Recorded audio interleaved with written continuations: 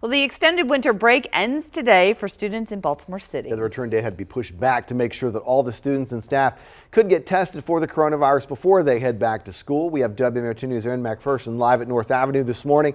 Aaron, how are parents feeling, though, about sending their kids back to schools for in-person learning today?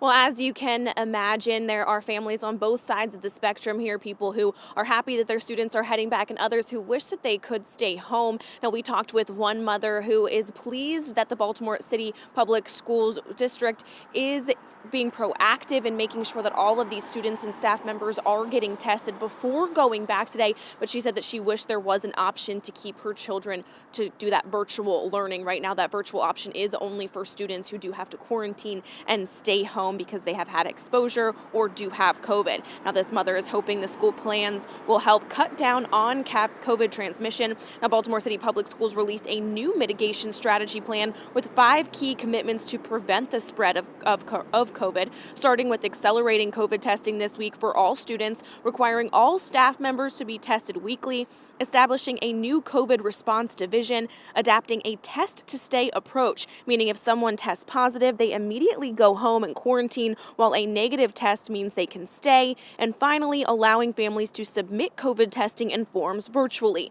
And Baltimore City Mayor Brandon Scott is pleased with the school district's decision to get kids back in the classroom. We have purchased here in Baltimore an additional 200,000 at-home testing kits for community distribution in the coming weeks, and it is vital that our young people, for me, that our young people return to school to in-person learning.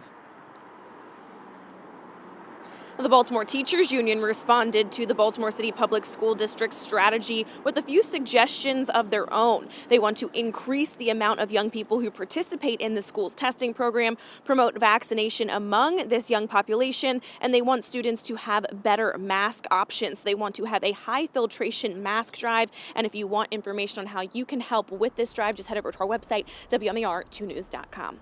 For now, we're live here in Baltimore. Aaron McPherson, WMAR 2 News. Okay.